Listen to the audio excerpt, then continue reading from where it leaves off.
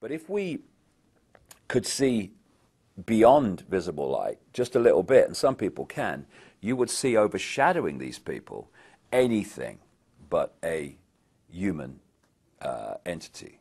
And it's these entities that have passed through what we call history, and they have been the cement, the guiding force that has brought this conspiracy through to the present day. Because people have asked me in the past, quite rightly, I understand it, why would someone give their life to this conspiracy, this global takeover, in 1500 or 1650 or 1820, when they knew they were never going to be around to actually see it happen, which is what they're trying to do now, playing the cards they're playing now? The answer to that is they were just vehicles. These entities are the common force passing through history, which has led this conspiracy to where it is today. And the idea is to so tie up the world that they make everywhere in the world dependent on everywhere else in the world, which means that no one has control over their own destiny. It's all in the hands of other people and situations that they have no control over. That's the idea. People talk about the prison planet. The prison planet is the human mind in prison. That's what it is.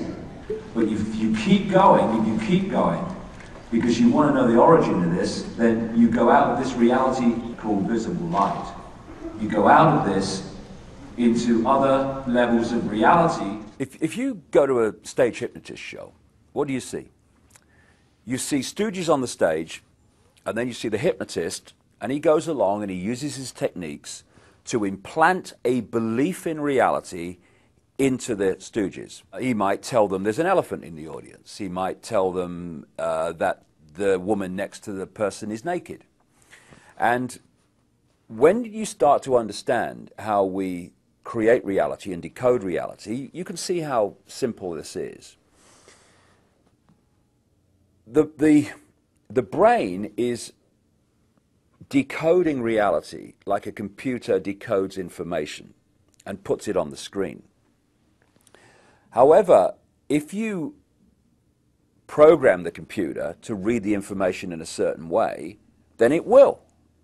And in the same way, if you can program the human brain to read information in a certain way, then it will. Example, in a hypnotist stage show, I've seen people being given a potato and being implanted with the belief that it's an apple. Now, when they eat that, normally they would reel back a raw potato, but they don't, because the electrical signals carrying the taste of that potato go to the brain and normally would be decoded as a potato. Because of the implanted belief it's an apple, it decodes that as an apple, and they actually taste an apple. I've seen people in a hypnotist stage show being told that when a certain code is given, they're going to smell something horrible. And he gives the code, and the line of them go, "Oh my God!" This is how it's possible. Now you take that onto the collective level, and you think that when we're watching television, our brain waves go into the same brainwave state as they do in a hypnotic trance. And what that does is open the mind, open the psyche to programming from, and what do we call those things between the adverts? What do they call them? Programs, television programs. It's television programming. So we think of a hypnotist programming people in a stage show, but the media, not least through television, is constantly programming the human psyche with a sense of itself, a sense of the world, a sense of what's happening in the world, a sense of what to think about people like politicians and Obama, what to think about the way the system works. If we succumb to that program, and vast numbers of programming, and vast numbers of people do, then we're simply going to go through robotically, just like the stooges on a stage hypnotist show, and we're going to react to the world, and we're going to behave in a way that we've been programmed to behave in. And this programming is 24/7. And another aspect of this program we laughingly call education.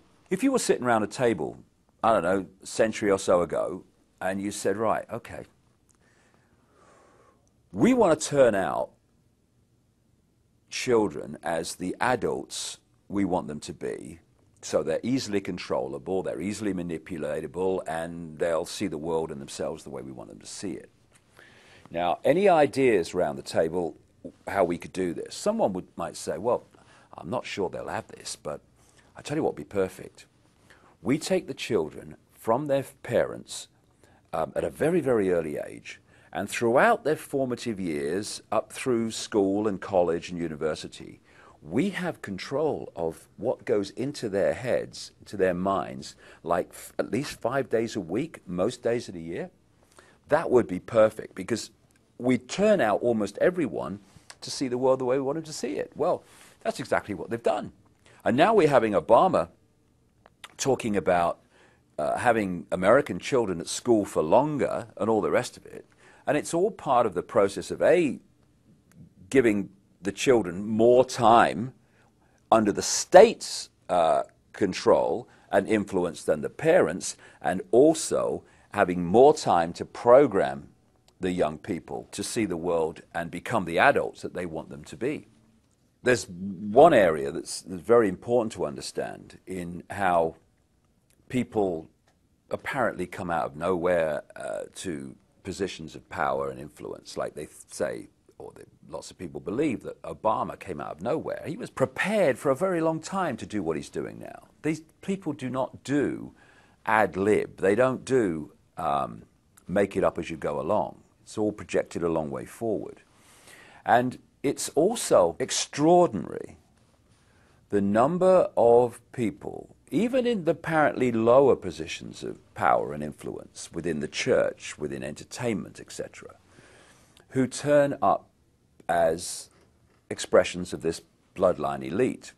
And I've understood this over the years, having met people who've been on the inside. I'll give you one example. I communicated with a guy who lives in America now, living under another name, but he was an unofficial Rothschild. His father was the guy who started the Rothschild wine estates in France.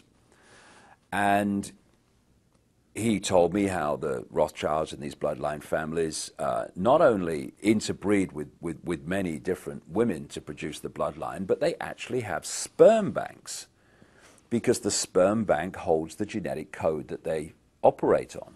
And part of that genetic code is it's had deleted from it any feeling of empathy. Very, very important point.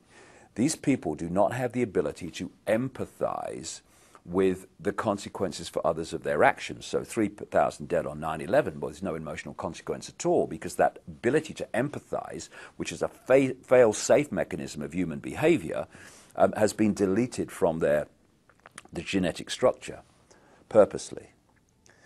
But this man, who was an unofficial Rothschild, one of thousands and thousands, this guy was telling me, who were produced by the breeding programs and the artificial breeding programs, was designated a specific role, and that was to have a position within the Christian church, even though they were all practicing Satanists, and undermine it and dictate its direction from within. Because they produce these children and they bring them up under different names, you will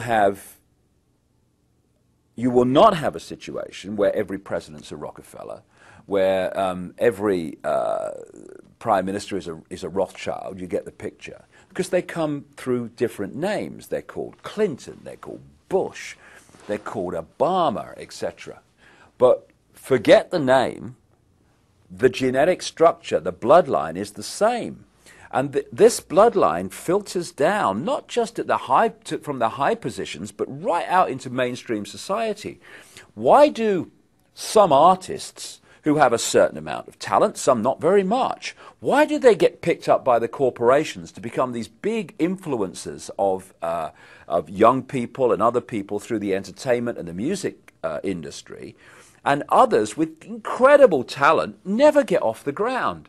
It's because they are chosen. The scale and fine detail in which these opinion formers right across society, from entertainment, media, through to politics, etc., are actually brought through from childhood to do those things is absolutely incredible. And when the lid really comes off this, and it's coming off, then people are going to look at the world they've been living in and see just, even if people now think, yes, it's a controlled world, whoa, wait till you see the level of control. And they have their people all over the place in all these different institutions, religions, etc., to push society in the desired direction. When he left the body, everything from the beginning, my birth, my ancestors, my children, my wife, everything comes together simultaneously. I saw everything about me and about everyone who was around me. I saw everything they were thinking now, what they thought then, what was happening before, what was happening now. There is no time, there is no sequence of events, no such thing as limitation of distance, of period, of time, of place. I could be anywhere I wanted to be simultaneously. That is who we are.